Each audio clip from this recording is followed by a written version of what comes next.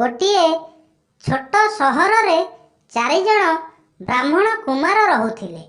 ସେ 4 ଜଣ ନିଜ ନିଜ ମଧ୍ୟରେ ଘନିଷ୍ଠ ବନ୍ଧୁ ଥିଲେ। ସେମାନଙ୍କ ମଧ୍ୟରୁ 3 ଜଣ ଶାସ୍ତ୍ର ଓ ବିଦ୍ୟାରେ ପ୍ରଗାଢ଼ ଜ୍ଞାନ ଅଧ୍ୟୟନ କରିଥିଲେ। ସେମାନେ ନିଜକୁ ମହାନ ପଣ୍ଡିତ ବୋଲାଉଥିଲେ। କିନ୍ତୁ ଚତୁର୍ଥ ବନ୍ଧୁଟି ବେଶୀ ପଢ଼ାଲେଖା ଜାଣିନଥିଲା, କିନ୍ତୁ ସେ 3 ଜଣଙ୍କ ଠାରୁ ଅଧିକ ଚତୁର ଥିଲା। ଦିନେ 4 ଜଣ ଯାକ ବନ୍ଧୁ ମିଳିମିଶି ଚିନ୍ତା କଲେ, ଆମେ ଏତେ ପାଠ ପଢ଼ି ମଧ୍ୟ ଏହି ଛୋଟ ସହରରେ ସାଧାରଣ ବ୍ୟକ୍ତିଙ୍କ ପରି ଜୀବନ ବିତାଉଛନ୍ତି। ଚାଲ ଆମେ ବଡ଼ ସହରକୁ ପଳେଇଯିବା। ସେଠାରେ ନିଜ ନିଜର ପ୍ରତିଭା ଦ୍ୱାରା ଅନେକ ଅର୍ଥ ଉପାର୍ଜନ କରି ଖୁସିରେ ରହିବା। ଜଣେ ବନ୍ଧୁ କହିଲା, ଆମେ 3 ଜଣ ନିଜ ପଢ଼ାଲେଖା ଓ ପ୍ରତିଭା କାରଣରୁ ଧନ କମାଇ ପାରିବା, କିନ୍ତୁ ଆମର ଏ ଚତୁର୍ଥ ବନ୍ଧୁ କ'ଣ କରିବ? ତାକୁ ମାହାଳିଆରେ ନିଜ ଭାଗରୁ ଆମକୁ ଦେବାକୁ ପଡ଼ିବ। ତେଣୁ ତାକୁ ଏଠାରେ ଛାଡ଼ି ଆମେ 3 ଜଣ ବିଦେଶକୁ ଚାଲିଯିବା। ହେଲେ ଦ୍ୱିତୀୟ ବନ୍ଧୁ ତାର ଏଭଳି ପ୍ରସଙ୍ଗକୁ ଅସ୍ୱୀକାର କରିଦେଲା। ସେ କହିଲା, ଆମେ ସବୁ ପିଲାଦିନରୁ ଏକା ସାଙ୍ଗରେ ଖେଳିଛେ ଓ ବଡ଼ ହୋଇଛେ। ଏପରି କରିବା ଠିକ୍ ହେବ ନାହିଁ। ଦୁଃଖ ସୁଖରେ ଜଣେ ଜଣଙ୍କର ଭାଗିଦାର ହୋଇଛେ। ଶେଷରେ ସେମାନେ କମ୍ ଲେଖାପଢ଼ା ସାଙ୍ଗକୁ ସାଙ୍ଗରେ ନେଇ ବାହାରି ପଡ଼ିଲେ। ଅନେକ ବାଟ ଗଲା ପରେ ମଧ୍ୟାହ୍ନ ସମୟରେ ସେମାନେ ଏକ ଜଙ୍ଗଲ ମଧ୍ୟରେ ପହଞ୍ଚିଲେ। କିଛି ସମୟ ଆରାମ କରିବା ପାଇଁ ଗୋଟିଏ ଗଛ ତଳେ ବସିଲେ।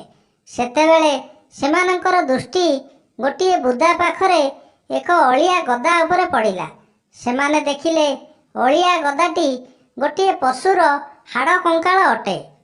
ପ୍ରଥମ ବନ୍ଧୁ କହିଲା, ଦେଖିବା ଆମେ ଯେଉଁ ଶକ୍ତି ଶିଖିଛେ ତାହା ଠିକ୍ ଅଛି କି ନାହିଁ, ମୁଁ ଏହି କଙ୍କାଳ ଉପରେ ପରୀକ୍ଷା କରିବି।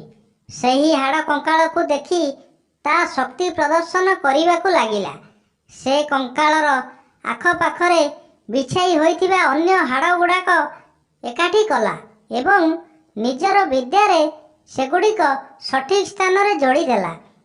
ଦ୍ୱିତୀୟ ବ୍ରାହ୍ମଣ କୁମାର ନିଜ ବିଦ୍ୟା ବଳରେ ସେଥିରେ ଚର୍ମ, ମାଂସ ଓ ରକ୍ତ ସଞ୍ଚାରଣ କରିଦେଲା। ସେତେବେଳେ ତୃତୀୟ ବ୍ରାହ୍ମଣ କୁମାର ନିଜ ବିଦ୍ୟା ଦ୍ୱାରା ତା ଦେହରେ ପ୍ରାଣ ସଞ୍ଚାର କରିବାକୁ ଚାହିଁଲା। ସେତେବେଳେ ଚତୁର୍ଥ ବନ୍ଧୁ କହି ଉଠିଲା, ରହିଯାଅ ବନ୍ଧୁ, ପ୍ରଥମେ ଦେଖିନିଅ ଯେ ଏହା କି ପ୍ରକାର ଜୀବ।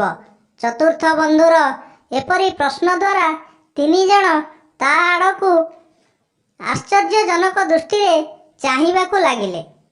ଚତୁର୍ଥ ଜଣକ କହିଲେ, ବନ୍ଧୁମାନେ, ଏହା ଏକ ସିଂହ ଅଟେ। ଏହାକୁ ଜୀବଦାନ ଦେଲେ ସେ ଜୀବନ ପାଇବା ପରେ ଖାଇବାକୁ ଖୋଜିବ ଏବଂ ପ୍ରଥମେ ଆମ୍ଭମାନଙ୍କୁ ଖାଇବ। ତାହାର କଥା ଶୁଣି ତୃତୀୟ ବ୍ରାହ୍ମଣଙ୍କୁ କ୍ରୋଧ ଆସିଲା। ସେ କହିଲା, ହେ ମୂର୍ଖ, ଏ 2 ଜଣ ନିଜ ନିଜର ଚମତ୍କାର ଦେଖାଇ ସାରିଲେଣି। ମୁଁ କ'ଣ ମୋ ବିଦ୍ୟାକୁ ଏପରି ବିଫଳ ହେବାକୁ ଦେଇଦେବି? ଯଦି ଏପରି ହୁଏ ତେବେ କିଛି ସମୟ ଅପେକ୍ଷା କର। ଚତୁର୍ଥ ବନ୍ଧୁଟି ଏହା କହି ଗୋଟିଏ ଗଛ ଉପରକୁ ଚଢ଼ିଗଲା। ତୃତୀୟ ବନ୍ଧୁଟି ନିଜ ବିଦ୍ୟାରେ ସିଂହ ଶରୀରରେ ପ୍ରାଣ ସଞ୍ଚାର କରିଦେଲା।